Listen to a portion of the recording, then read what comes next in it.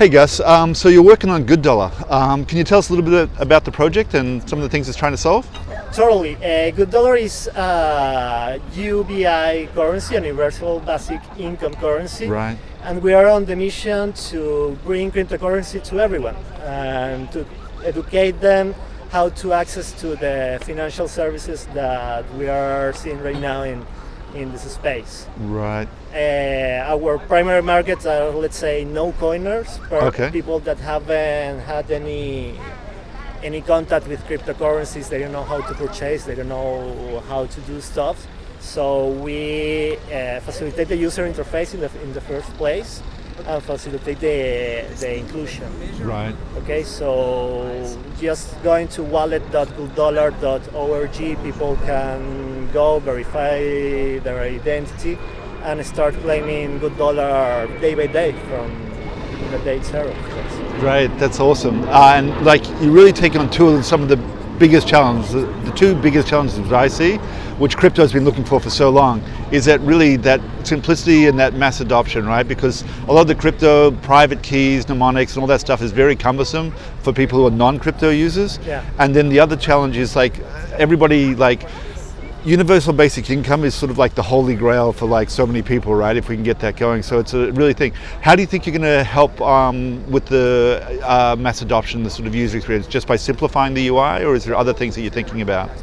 Well, not only simplifying the UI, but we are actually giving money to people. That always helps. Right? So yeah. Because in crypto, that's the biggest barrier entry, right? Right. Because it's not like when we were trying internet.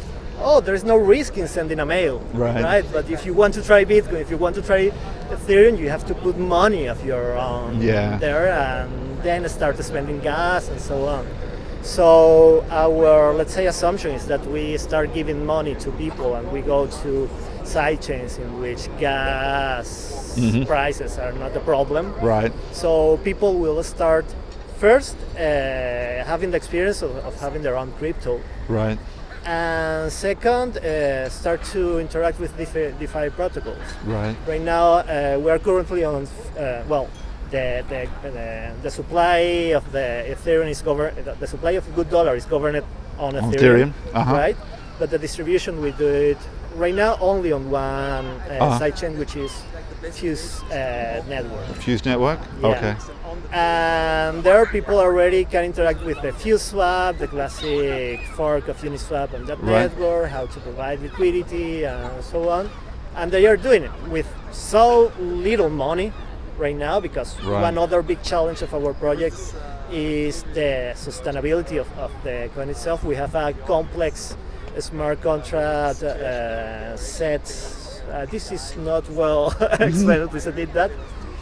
We have a complex set of smart contracts that use the protocol to keep this feasible. So it's not like we just mint currency and we distribute it to people. Right. There has to be some value backing those new currencies that we are minting. Right. So yeah, we are working on building up a whole universal basic income ecosystem aimed to integrate with different projects, different ecosystems, so people can really approach and have the feeling about what crypto really is. And so on a technical side of things, we've seen like a proliferation of sort of like new chains coming out, right? Like Ethereum, and then you've got Polygon, Harmony is one, like Binance Smart Chain, etc. When you look at those chains, like obviously like Harmony felt that like the fast finality, being able to sort of settle transactions like within 2 seconds, and basically having really low gas fees are a lot of value add. Is that what you see as big values, or what do you see as the benefits of the different chains? What do you look for when you look at a chain to deploy on? Low gas costs and easy usability. I mean, good user interface and so on. We have the advantage of working with Fuse, and those guys are some people that have put a lot of priority on user interface. The user experience? The user experience, yes. They are contributed to the wallet, to everything. So yeah, and of course, when you want to give some priority to user experience, you have to sacrifice other things. Right. So, for example, the wallet that people use to claim is not that secure. It's not that they can go there with MetaMask and so on. No, they just go with they can go with the Google account, the Facebook account, their mail account. Yep. And this will facilitate that the private keys are then stored on your browser cache. Right. So you have access directly from there. Yes. It's not entirely secure because these keys are also stored somewhere else. But for people giving a try for starting our protocol, that again our main priority was reaching millions of people. Yep. Right now we have more than 200k registered users, around 70 or 80k active users claiming their $GoodDollars every day. Nice. So these have come with some benefits. I mean, even if you sacrifice a little bit of security or decentralization there, and put more efforts in user experience, you gain some value. And there's a lot of people already going into the cryptocurrency path thanks to us. Yeah, and so just like from Harmony's perspective, like the initial phrase was to bring consensus to 10 billion people, and not that there's 10 billion people in the world, but the point is like it's trying to be an inclusive thing. So we're so much aligned on that, and like Harmony right now is developing the One Wallet, which I'm not sure if you've looked at as yet, but it's the same thing. Like people remember these seed phrases, mnemonics and stuff like that. The average person, it really hinders that adoption side of things.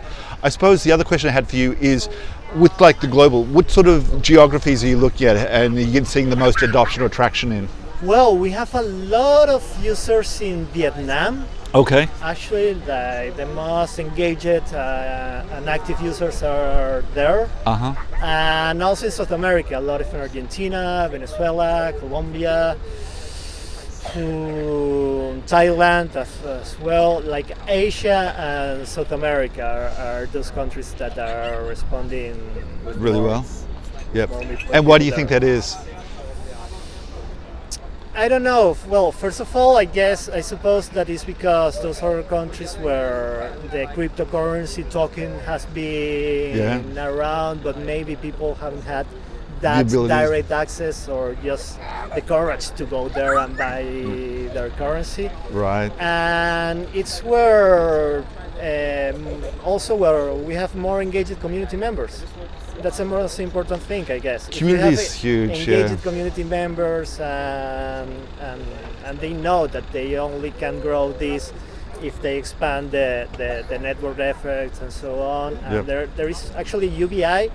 I have realized that it's a very purposeful project, and there is a lot of people looking to many ways, not only how to access to that, but to support that. Right. Yeah. So that's also very cool because we are finding new incentives that can align like the willingness of people to do good to others with the fact that you can also gain some yield from that. Right. Yeah, I agree with you. And like I said initially, like it's a holy grail. Like basically, if everybody can have like that basic income, that livable income, it's just going to make just the world just a better place. I suppose last question is, what's next for your project? What do you see as the next steps, and what do you hope happens in the next 3 months, 6 months? Well, I will tell you in the next month already. We are currently launching the V2 protocol, in which we are decentralizing the whole set of the smart contracts. We are opening what we call new staking contracts, because one of the ways that we have to fund ourselves, to fund the economy itself, is to ask people to stake their money, to loan their money. We go to third-party protocols like Aave, Compound.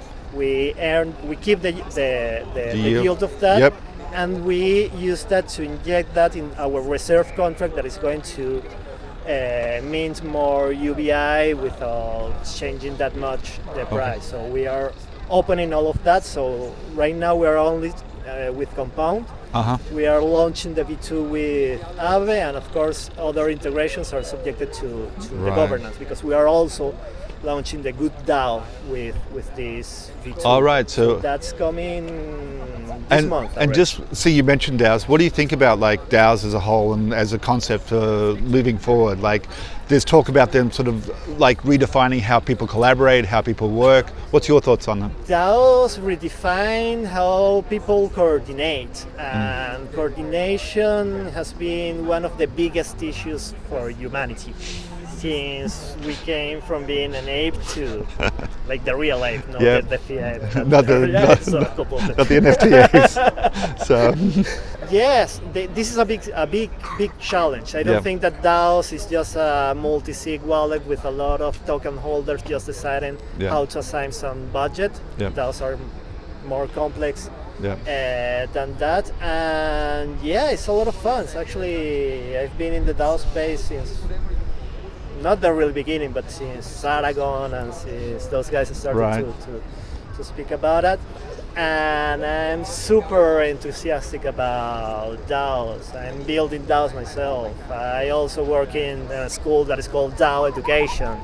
So yes, for me DAO is the way forward that humanity has to improve themselves. Exactly. We don't know how to do that. I don't think there is much people here that actually knows how to do that. A lot of people that will tell you that they know, for sure. But I think like the main thing is like people trying it and experimenting and figuring it out as you go along, right? Like by basically each time you do it, it's a learning curve, and I just see such a huge growth in that area. I suppose the last question I have for you, if people want to get involved in your project or people are interested, where should they go or what should they do to get involved? With GoodDollar, just go to gooddollar.org, look there, the links to be in contact with our community, and let's be in contact.